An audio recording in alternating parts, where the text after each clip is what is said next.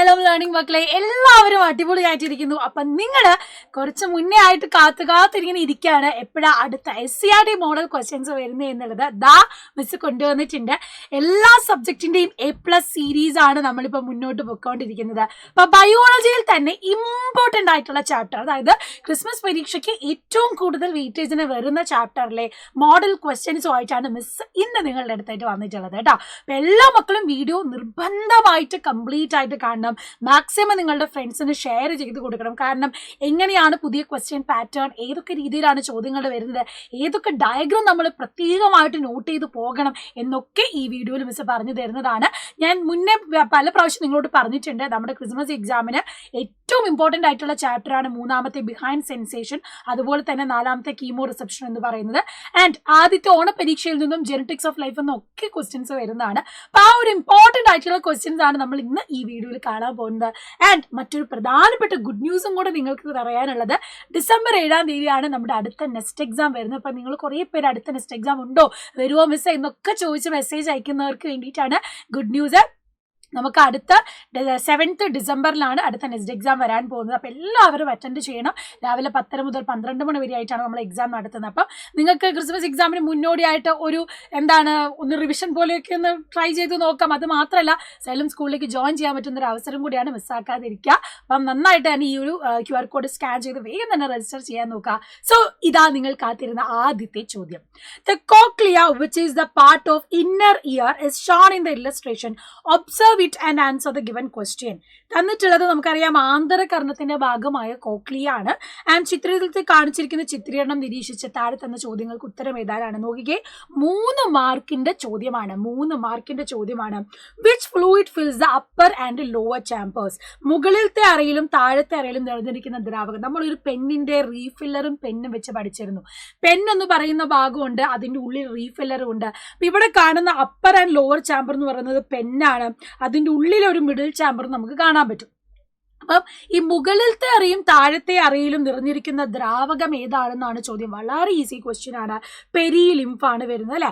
Upper and lower ചാമ്പറിൽ കാണുന്ന fluid ദ്രാവകം എന്ന് പറയുന്നത് നമ്മുടെ പെരിലിംഫാണ്. അത് മറന്നു പോകരുത്.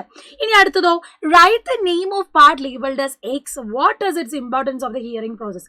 ഇതേ ചിത്രം എന്ന് പറഞ്ഞാൽ ടെക്സ്റ്റ് ബുക്കിൽ നല്ല വൃത്തി കൊടുത്തിട്ടുണ്ട്. അതുകൊണ്ട് ചിത്രം നിങ്ങൾക്ക് ഐഡന്റിഫൈ ചെയ്യാൻ ബുദ്ധിമുട്ടുണ്ടാവില്ല. സോ ഇവിടെ എക്സ് എന്ന് പറയുന്നത് ഏതാണ്? എക്സ് എന്ന് പറയുന്നത് യെസ്, അതാണ് നമ്മുടെ ഓർഗൻ ഓഫ് കോർട്ടി. നമ്മുടെ ഓർഗൻ ഓഫ് കോർട്ടീനെയാണ് ഇവിടെ എക്സ് ആയിട്ട് സൂചിപ്പിച്ചിരിക്കുന്നത്. ആൻഡ് അവിടെയാണ് നമ്മുടെ ഹെയർ സെൽസ് ഉള്ളത്, രോമകോശങ്ങൾ ഉള്ളത്. അപ്പൊ എങ്ങനെയാണ് നമുക്ക് കേൾക്കാൻ പറ്റുന്നത്? Vibration reach the hair cells present here generate impulses. These impulses reach the brain through auditory nerve resulting in the sense of hearing. അപ്പം ഈ പറയുന്ന രോമകോശങ്ങളിലെ കമ്പനം ഉണ്ടാകും. ആ കമ്പനം ആവേഗങ്ങൾ ഉണ്ടാക്കുന്നു. അതുവഴി ശ്രവണ നാഡി വഴി മസ്തിഷ്കത്തിൽ എത്തുകയും ചെയ്യുമ്പോഴാണ് കേൾവി എന്ന അനുഭവം ഉണ്ടാവുന്നത്. വളരെ പ്രധാനപ്പെട്ട ഒരു ചോദ്യമാണിത്. ഈ ചിത്രം നിങ്ങൾ മറക്കരുത്. ഇയറിന്റെ ഭാഗത്ത് നിന്ന് എന്തായാലും ഡയഗ്രാം ബേസ്ഡ് ആയിട്ടുള്ള ഒരു ക്വസ്റ്റ്യൻ നിങ്ങൾക്ക് എക്സ്പെക്ട് ചെയ്യാം. അതിനുള്ളൊരു ക്ലൂ ആണ് ഈ ഒരു ചോദ്യം എന്ന് പറയുന്നത്. സോ നമുക്ക് വേഗം തന്നെ നെക്സ്റ്റ് ക്വസ്റ്റ്യനിലേക്ക് പോകാം. Analyse the statement and choose the correct answer. പ്രസ്താവന വിശകലനം ചെയ്ത് ശരിയായ ഉത്തരം തിരഞ്ഞെടുക്കാനാണ്.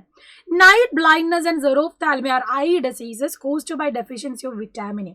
അപ്പൊ സ്റ്റേറ്റ്മെന്റ് വൈസ് ക്വസ്റ്റ്യൻ എന്തായാലും ഉണ്ടാകുമെന്ന് നമുക്ക് മനസ്സിലായല്ലോ. അപ്പൊ ഈ രീതിയിലാണ് ചോദ്യം വരുന്നത്. നല്ലോണം നിങ്ങൾ സ്റ്റേറ്റ്മെന്റ് വായിച്ചു നോക്കണം. ഒന്നാമത്തെ സ്റ്റേറ്റ്മെന്റും രണ്ടാമത്തെ സ്റ്റേറ്റ്മെന്റും അത് കഴിഞ്ഞ് തന്നിട്ടുള്ള ഓപ്ഷൻസും നിങ്ങൾ എന്തായാലും എന്ത് ചെയ്യണം, വായിച്ചു നോക്കണം. അപ്പൊ നോക്കിക്കേ, നൈറ്റ് ബ്ലൈൻഡ്നെസ് സെറോഫ്താൽമിയയ്ക്ക് കാരണം വിറ്റാമിൻ എ ഡെഫിഷ്യൻസി എന്ന് പറയുന്നുണ്ട്. അത് നമുക്കറിയാം, ശരിയായ പ്രസ്താവനയാണ്.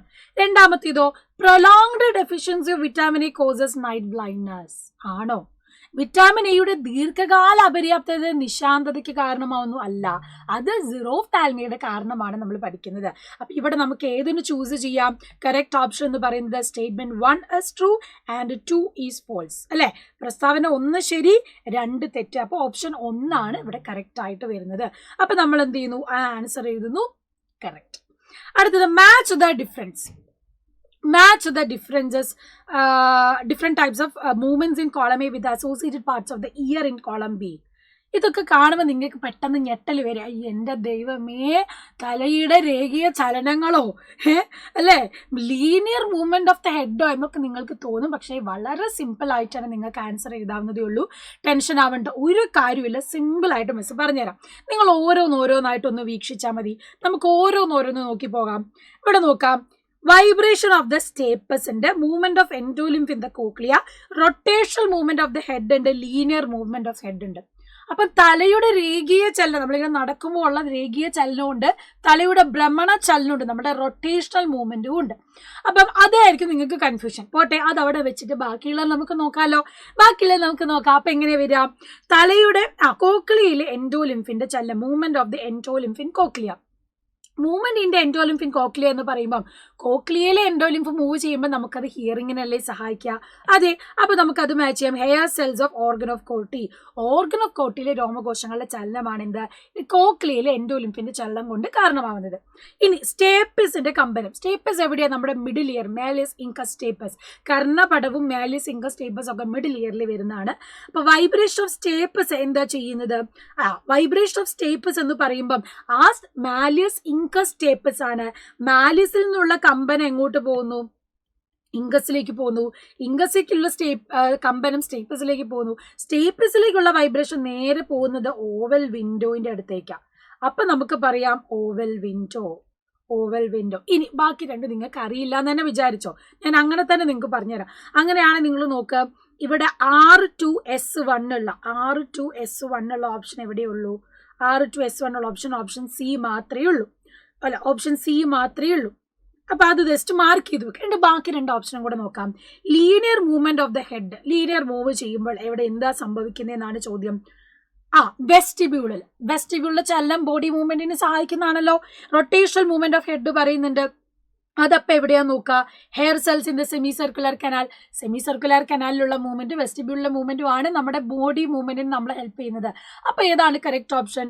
അത് P3Q5 തന്നെയാണ്. അപ്പൊ P3Q5 കറക്റ്റ് ആയിട്ട് തന്നെ മാച്ച് ചെയ്യാം. അപ്പൊ ഏതാ കറക്റ്റ് ഓപ്ഷൻ? ഇവിടെ ഓപ്ഷൻ സി ആണ് കറക്റ്റ് ഓപ്ഷൻ ആയിട്ട് വരിക. അപ്പൊ ഇങ്ങനെ അറിയാവുന്നത് ആദ്യം മാച്ച് ചെയ്ത് നോക്കുക. ബാക്കി സാധാരണ പോലെ തന്നെ നിങ്ങൾക്ക് കിട്ടിക്കോളും. പെട്ടെന്ന് ക്വസ്റ്റ്യൻ കാണുമ്പോഴത്തേക്കും ടെൻഷൻ അടിക്കുകയല്ല വേണ്ടത്. 1-2 തവണ ചോദ്യം ഇപ്പൊ മിസ് വായിച്ച പോലെ വായിച്ച് നിങ്ങൾ അതിന്റെ കൂടെ വന്നാൽ മതി. നോ ടെൻഷൻ കേട്ടോ. ടെൻഷൻ ആവുകയല്ല വേണ്ടത്. നല്ല രീതിയിൽ ക്യൂരിയസ് ആയിട്ട് ക്വസ്റ്റ്യൻ വായിച്ച് തന്നെ മനസ്സിലാക്കി ആൻസർ ചെയ്യുക എന്നുള്ളതാണ്. സമയം നമ്മുടെ കയ്യിലുണ്ട്. നിങ്ങൾ ടെൻഷൻ ഒന്നും ആവാതെ എഴുതിയാൽ മതി. അടുത്ത ക്വസ്റ്റ്യനിലേക്ക് നമുക്ക് പോകാം. Choose the correct statements from the following. Okay, താഴെ തന്നിട്ടുള്ള ഓപ്ഷനുകളിൽ നിന്നും ശരിയായ പ്രസ്താവനകൾ തിരഞ്ഞെടുക്കാനാണ്. SRY gene on the Y chromosome determines the development of ovary in the embryo. Y ക്രോമസോമിലെ SRY ജീനാണ് ഭ്രൂണത്തിലെ അണ്ഡാശയത്തിന്റെ വികസനത്തിന് കാരണമാവുന്നതെന്നാണ് പറയുന്നത്. ഓക്കെ, അത് ശരിയാണ്. ഇനി നമുക്ക് കറക്റ്റ് സ്റ്റേറ്റ്മെന്റ് അല്ലേ പറഞ്ഞേക്കുന്നത്? ഓക്കെ, എക്സും വൈയും ഉണ്ട്. അതിൽ Y ക്രോമസോമിലെ SRY ജീൻ ഭ്രൂണത്തിന്റെ അണ്ഡാശയത്തിന്റെ വികസനത്തിനാണോ? അല്ല.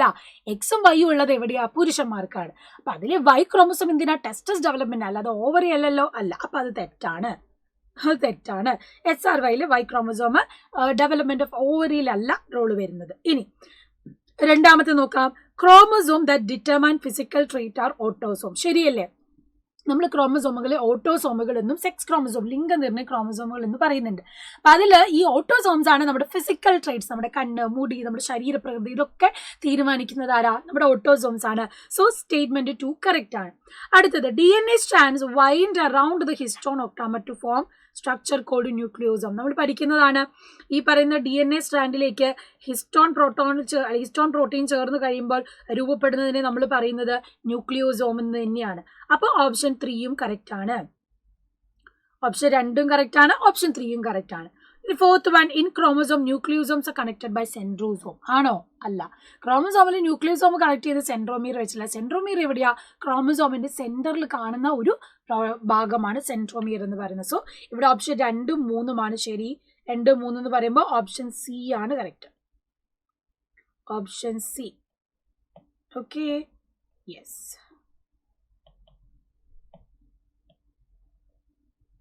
അപ്പൊ അത് നമ്മൾ മാർക്ക് ചെയ്തു. ഈസി ആയിട്ട് തന്നെ നമുക്ക് ആൻസർ കിട്ടി. ഇനി ഇതാ അടുത്ത ചിത്രം നോക്കിക്കോളാം.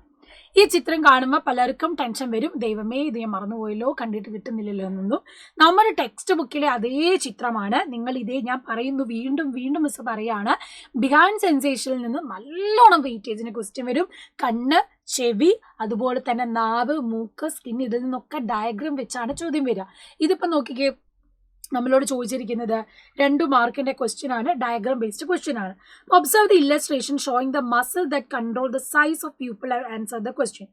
Identify muscles A and B. നമുക്കറിയാം നമ്മളെ കണ്ണ് ഡിം ലൈറ്റിലും ബ്രൈറ്റ് ലൈറ്റിലും വർക്ക് ചെയ്യുന്ന 2 മസിൽസ് നമ്മൾ ഫ്ലോ ചാർട്ട് ആയിട്ട് ടേബിളൊക്കെ ആക്കി പഠിച്ചതാണ്. അപ്പൊ ഏതാണ് ആ മസിൽ എന്നാണ് നമുക്കറിയാം, റേഡിയൽ മസിലും സർക്കുലർ മസിലും ആണെന്ന് അറിയാം. പക്ഷെ ചിത്രം കാണുമ്പോൾ നമ്മുടെ കൺഫ്യൂഷൻ ഏതാ, ഇതിലിപ്പോ ഏതാ റേഡിയൽ, ഏതാ സർക്കുലർ, ഏതാണ് വലയ പേശികൾ, ഏതാണ് റേഡിയൽ പേശികൾ എന്നായിരിക്കും നിങ്ങൾക്ക് ഡൗട്ട്. അപ്പൊ ആ ഡൗട്ട് മാറ്റാൻ വേണ്ടി മിസ് പറഞ്ഞു തരാം, ശ്രദ്ധിച്ചു കേട്ടോളാം. നല്ലോണം തന്നെ നിങ്ങൾ ഈ ഒരു ഭാഗം ശ്രദ്ധിക്കണം. അപ്പൊ പെട്ടെന്ന് കാണുമ്പോഴൊക്കെ നമുക്കിത് മാറിപ്പോകും, ഭയങ്കരമായിട്ട് മാറിപ്പോകുന്ന ഒരു ഭാഗമാണ്. പക്ഷെ ഇത് ഓർത്തെടുക്കാൻ മിസ് വീണ്ടും ഒരു ട്രിക്ക് പറഞ്ഞു തരാം. നമ്മുടെ ഈ ഒരു ഐറിസിലേക്ക് നോക്കുക, ഐറിസിന്റെ പേശികളിൽ നോക്കിക്കേ, മിസ് ഈ വരയ്ക്കുന്ന ഭാഗം നിങ്ങളൊന്ന് ശ്രദ്ധിക്കുക. ഈ ഭാഗത്തിൽ ഇങ്ങനെയാണ് കാണുന്നത്, അല്ലെ ഈ ഒരു ഭാഗത്ത് ഇങ്ങനെയാണ് നിങ്ങൾക്ക് മസിൽസ് കാണാൻ പറ്റുക. ഇങ്ങനെ കാണുന്ന മസിൽ എന്ന് പറഞ്ഞാൽ നിങ്ങൾ ആലോചിക്കുക, ഒരു സർക്കിൾ ആണെങ്കിൽ അതിന്റെ റേഡിയസ് അല്ലേ ഇങ്ങനെ കാണുക, ഇങ്ങനെ കാണുന്നത് റേഡിയസ് അല്ലേ. അപ്പൊ ആ റേഡിയസിനെ വെച്ചിട്ട് നിങ്ങൾ ഓർത്ത് വെക്കുക, ഇങ്ങനെ കാണുന്ന പുറമേ ഉള്ളതിനെ നമ്മൾ പറയുന്നത് എന്താണ്, റേഡിയൽ പേശികൾ എന്നാണ്. സോ ഇവിടെ കൊടുത്തിട്ടുള്ള എ എന്ന് പറയുന്നത് റേഡിയൽ മസിൽസ് ആണ്, റേഡിയൽ പേശികളാണ്. ഓക്കെ, റേഡിയൽ പേശികളാണ്. ഇനി നിങ്ങൾ ബിയിലേക്ക് നോക്കിക്കോ. ബി എന്ന് പറയുമ്പം ഇതിന്റെ ഷേപ്പ് നിങ്ങളൊന്ന് നോക്കിക്കേ, ഇതിങ്ങനെ വട്ടത്തിലല്ലേ കൊടുത്തിരിക്കുന്നത്, വട്ടത്തിലല്ലേ കാണുന്നത്. അപ്പൊ വട്ടത്തിൽ കാണുന്നത് കൊണ്ട് ഈ ബി എന്ന് പറയുന്നത് ഏതാണ്, സർക്കുലാർ മസിൽസ് ആണ്, സർക്കുലാർ മസിൽസ് ആണ്. അപ്പൊ ഇനി മാറിപ്പോവില്ലല്ലോ, വലയ പേശികൾ. അപ്പം ഇതിപ്പോ തന്നിട്ടുള്ളത് എന്താണ്, ഈ ഒരു സർക്കുലാർ മസിൽസ് കോൺട്രാക്ട് ചെയ്യുന്ന രീതിയിലാണ്.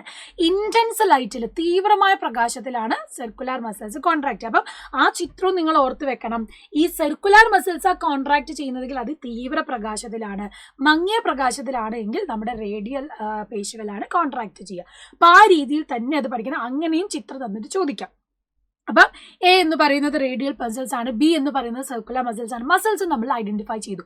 ബി ക്വസ്റ്റ്യൻ എന്താ, പ്രകാശ തീവ്രതയ്ക്ക് അനുസരിച്ച് ഈ പേശികളുടെ പ്രവർത്തനം വ്യത്യാസപ്പെടുന്നത് എങ്ങനെ, how does their action differ in bright and dim light. എങ്ങനെയാ ഇതാവുന്നത്, ഇന്റൻസ് ലൈറ്റിൽ സർക്കുലാർ മസിൽസ് കോൺട്രാക്ട് ചെയ്യുന്നു, സർക്കുലാർ മസിൽസ് കോൺട്രാക്ട് ചെയ്യുന്നു. ഇന്റൻസ് ലൈറ്റ് തീവ്ര പ്രകാശത്തിൽ വലയ പേശികൾ സങ്കോചിക്കുന്നു. അതേസമയം ഡിം ലൈറ്റിലോ റേഡിയൽ മസിൽസ് കോൺട്രാക്ട്, മങ്ങിയ പ്രകാശത്തിൽ റേഡിയൽ പേശികളാണ് സങ്കോചിക്കുന്നത്. അപ്പൊ ഇത് ക്ലിയർ ആയിട്ട് തന്നെ പഠിച്ചു വെക്കണം. മസിൽസ് ഐഡന്റിഫൈ ചെയ്യാൻ മിസ് പറഞ്ഞത് ഓർക്കുക, റേഡിയസിൽ ആകൃതി പുറത്തുള്ളത് റേഡിയൽ പേശികൾ, മറ്റേതെന്താ സർക്കുലർ പേശികളാണ്. അടുത്തത് analysed statement and answer the question ആണ്. ഓക്കെ, സ്റ്റേറ്റ്മെന്റ് നല്ല രീതിയിൽ തന്നെ ശ്രദ്ധിച്ച് ഒന്ന് അനലൈസ് ചെയ്ത് തന്നെ നോക്കാം. അപ്പൊ നമുക്ക് നോക്കാം, ഈ variation in production of a neurotransmitter helps in distinguishing light and darkness.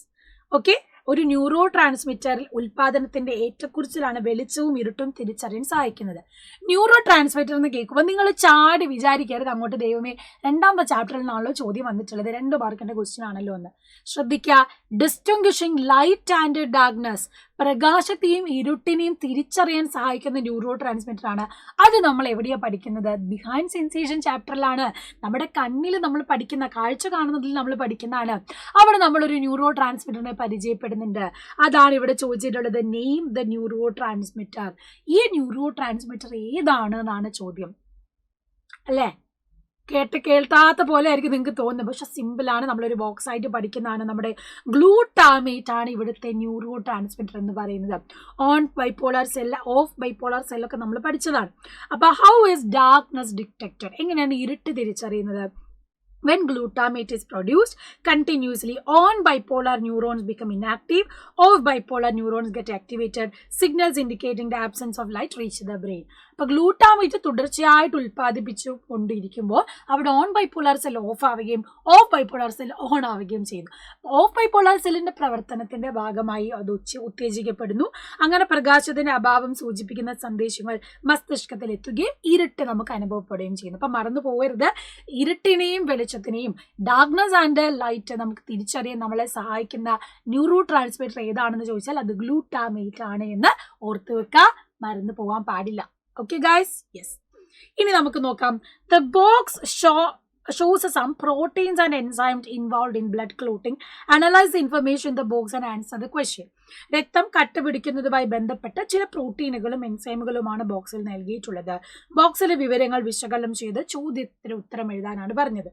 അപ്പം 3 മാർക്കിന്റെ ചോദ്യമാണ്. പ്രോത്രോംബിൻ ഉണ്ട്, ഫൈബ്രിനോജൻ ഉണ്ട്, ഫൈബ്രിൻ ഉണ്ട്, ത്രോംബോപ്ലാസ്റ്റിൻ ഉണ്ട്. Explain the process of blood clotting including the information in the sequential ഓർഡറിനനുസരിച്ച് ഈ പ്രോസസ്സ് നിങ്ങളോട് എക്സ്പ്ലെയിൻ ചെയ്യാൻ പറഞ്ഞിട്ടുണ്ട്. Beyond preventing blood loss, what is importance of this process? രക്തം ഒഴുക്ക് തടയുക മാത്രമാണോ, വേറെന്തെങ്കിലും ഫംഗ്ഷൻ ഇവർക്ക് ഉണ്ടോ എന്നാണ് ചോദ്യം. ഉണ്ടല്ലോ, അത് നമുക്ക് പറയാം. അപ്പൊ ആദ്യത്തേത് ഈ ഒരു പ്രോസസ്സ് എഴുതാൻ ചോദിക്കും. മിസ് നമ്മുടെ മൈൻഡ് മാപ്പിലും നമ്മുടെ ആപ്പിലെ ബാച്ചിലെ ക്ലാസ്സസിലും ഒക്കെ നിങ്ങൾക്ക് തന്നിട്ടുള്ളതാണ് ഈ ഒരു ഫ്ലോ ചാർട്ട് എന്ന് പറയുന്നത്. ഈ ഒരു ക്ലോട്ടിംഗ് ഓഫ് ബ്ലഡ്, രക്തം കട്ട പിടിക്കുന്നതിന്റെ ഫ്ലോ ചാർട്ട് കറക്റ്റായിട്ട് പഠിച്ചു വെച്ചാൽ മതി.